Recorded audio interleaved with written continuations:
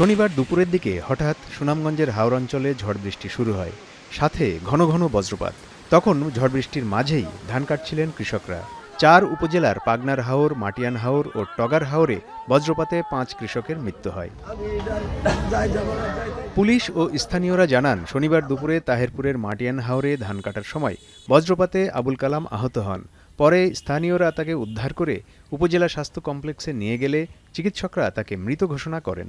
জামালগঞ্জের পাগনার হাওরে ধান কাটতে গিয়ে বজ্রপাতে কৃষক নূর জামালের মৃত্যু হয়। নিহত কৃষক চাঁদপুর গ্রামের বাসিন্দা। এ সময় আহত হয়েছে একজন। আজকে এই সময়েই ৫ জন মানুষের মৃত্যুবরণ হয়েছে, যা অত্যন্ত দুঃখজনক। আমরা আশা করব সংশ্লিষ্ট কর্তৃপক্ষ দ্রুত এ ব্যাপারে ব্যবস্থা গ্রহণ করবে। একই সময়ে ধর্মপাশার টগার হাওরে বজ্রপাতে আরেক কৃষক হাবিবুর রহমান আহত হলে স্থানীয়রা উদ্ধার করে ধর্মপাশা স্বাস্থ্য কমপ্লেক্সে নিলে চিকিৎসকরা মৃত ঘোষণা করেন। একই উপজেলার জয়শ্রী ইউনিয়নের সরস্বতীপুর গ্রামে বাড়ির পাশে ধান শুকাতে গিয়ে বজ্রপাতে রহমতুল্লাহ নামে আরেকজনের মৃত্যু হয়। ধর্মপাশা থানার ওসি বলেন, আইনি প্রক্রিয়া শেষে তাদের লাশ পরিবারের কাছে হস্তান্তর করা হয়েছে। দিরাইয়ে বরাম হাওরে কৃষক লিটন মিয়ার মৃত্যু হয়েছে।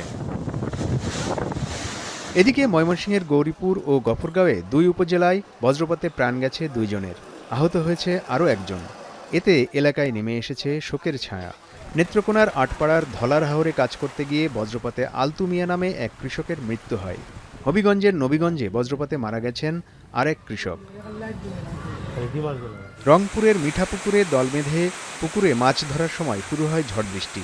এ সময় বজ্রপাতে ২ জনের মৃত্যু হয়েছে, আহত হয়েছে শিশুসহ অন্তত ১২ জন। পুলিশ জানায়, বেলা ১২টার দিকে সখীপুর গ্রামের একটি মৎস্য খামারে জাল দিয়ে মাছ ধরার সময় বজ্রপাতে এই হতাহতের ঘটনা ঘটে। ইবনুল কাইয়ুম সনি, এখন।